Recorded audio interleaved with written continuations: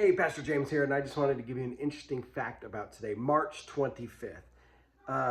And the reason why I'm kind of taken with this day is because it held a huge significance for many, many Christians, for most of Christianity, and yet it passes by without a second thought for many of us today. Certainly, like I said, interesting, but maybe there's a deeper lesson here. Here's what they thought was going on. First of all, obviously, 9 months before Christmas.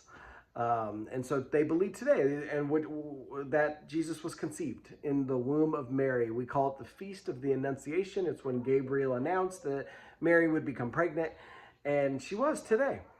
9 months before Christmas.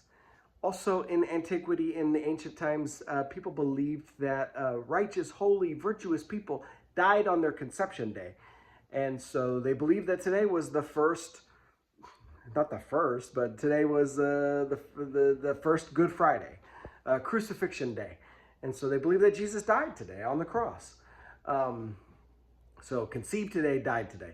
That's not it. That's not all. They also believed that humans were created today. Back in Genesis 1, the first Friday ever, Adam and Eve are created, and many ancient historians believed it was also the day they ate the fruit. Today's the beginning of the fall.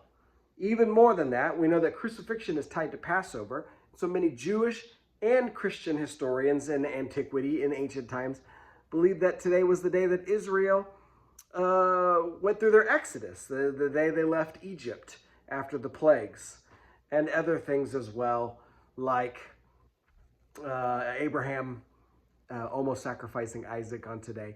March 25th was an incredible day. Many, many important events were suspected to have happened today. My goal isn't to get you to believe that. That's not what's important to me. What's important to me is that it was such an important day in history, and yet again, we hardly think about it. It just passes by as another day.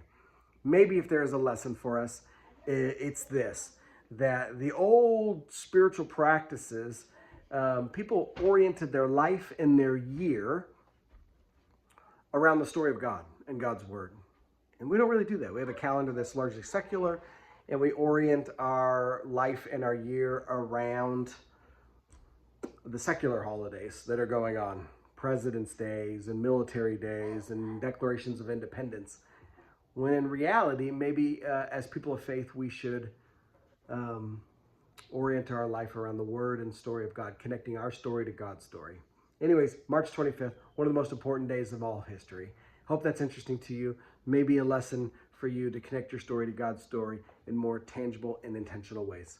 Blessings, peace, bye.